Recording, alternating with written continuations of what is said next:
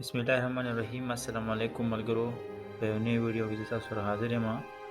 نننۍ ویډیو چې کوم دا د کمیونیکیشن سکلز په حواله سره ده چې کمیونیکیشن سکلز څه مقام لري په فریلانسینګ کې او د دې څه فائدې دي. بیا تاسو ته په اخره کې د فریلانسینګ کې خپل کمیونیکیشن سکل د انهانس کولو لپاره د کمیونیکیشن سکل افیکټیو جوړولو لپاره یو څو ټیپس تاسو درکوم. هغه سره تاسو فریلانس تاسو چې کوم کمیونیکیشن سکل لري هغه ښه شي. کمیونیکیشن سکل په هر یو بزنس کې ډېر اهم کردار لري. پرس کاغه د هر پیډ حواله سره دی. نو کمیونیکیشن سکل چې ستا خوي نو تاسو په کلاینټ سم راځي او ستا چې کوم بزنس دی هغه به د ورځې چې کوم دی په مخ کې ځي. دیسه په فریلانسینګ کې هم د دې ډېر زیات اهم رول دی چې ستا کمیونیکیشن سکل خوي ستانه په کلاینټ چې کوم دی سټیسفاید وي تا ته کار ډېر ملاويږي او تعالی چې کله کار ته کلاینټ لوکې نو کلاینټ به تعالی ریویو ډېر خطر کی تعالی به ریټینګ خطر کی او په فریلانسینګ کې ریټینګ او فیډبیک د کلاینټ فیډبیک چې کوم دی دا ټول نه اهم شي او دا فیډبیک او دا چې کوم غستی شي دا بهترین کمیونیکیشن سکل په ذریعہ باندې حاصلېږي. کوستا کمیونیکیشن سکلز خنوي نو تا د کلاینټ چې کوم دی سټیسفیکشن نه درکې سټیسفیکشن نه وي نو تا د چې کوم دی پروجیکټ ناراضي نو ته به ایز ا فریلانسر چې کوم دی ډېر زیات وروسته پاتې کېږي. نو کمیونیکیشن سکل ډېر زیات اهم دی په دې وجه باندې. زه نن تاسو ته د کمیونیکیشن سکل په حواله سره یو څو ټیپس درکوم. دا ټیپس تاسو په خپل ذهن کې وساتل نو دې سره تاسو کمیونیکیشن سکل ډېر زیات په بر لاړ شي. د ټول رومبه دا خبرو کوم چې یاره تاسو د کلاینټ چې کوم دی هغه اوري راسو کلاینټ پرس کې تاسو ته ریکوایرمنټ درکړو یا تاسو ته نوټس د پروجیکټ په حواله سره درکې تاسو رومبه پغه باندې خپل پوره کوشش کوي تاسو هغه ځان به پوهه کې پای باندې دې څنګه چې پس ته شي صحیح ریټ کړل نه ته ډایرکټ چې کوم دی کلاینټ وایي چې دې نستا سم مراد دي د دې سم مطلب دی نو دې سره کلاینټ چې کوم دی ډیر زیات ډیموټیویټ کیږي. نو دا بهترین کمیونیکیشن نه دی.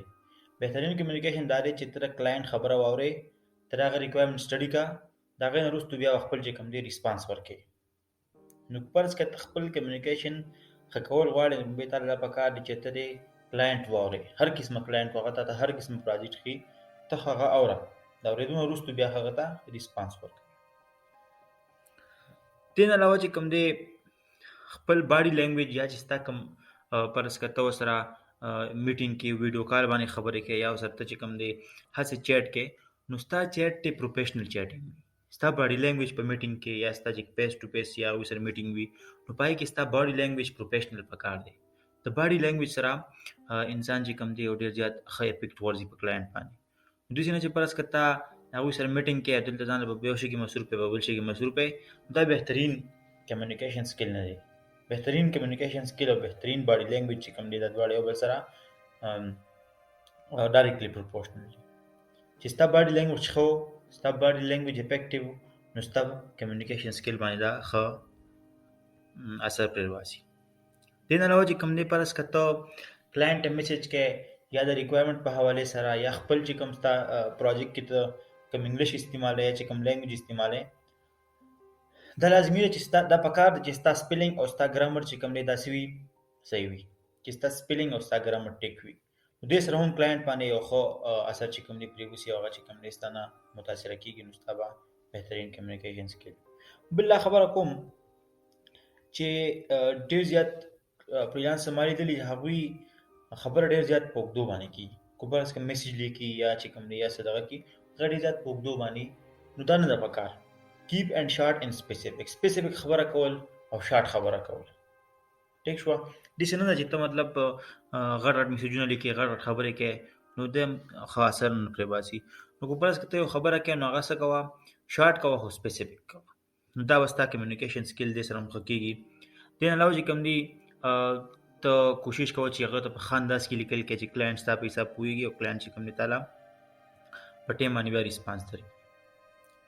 دین علاوه چې کوم دی پرس کوم میټینګ دې سره کلاینټ سره پای کې مطلب یو ارګنایزیشن تا ویل پروجیکټ کې په ارګنایزیشن کې ډیفرنٹ خلک وي نو د هر یو ډیفرنٹ حالت هغه مطابق هغه چې کوم دی ټیم ورکول او د هغه چې کوم دی خبر اوریدل.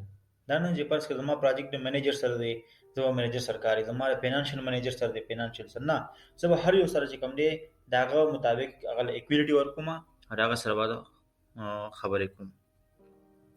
نو دا د کمیونیکیشن سکل په حواله سره څو خبرې او څو پوینټس دي چې دا اهم دي. دا ولې به اهم دي ځکه چې کمیونیکیشن سکل د فریلانسنگ لپاره لکه مونږ چې وته وایو د ریل کی ہڈی جو ہے اس کی طرح کردار ادا کرتی ہے. نو کمیونیکیشن سکل ډیر زیات اهم دی.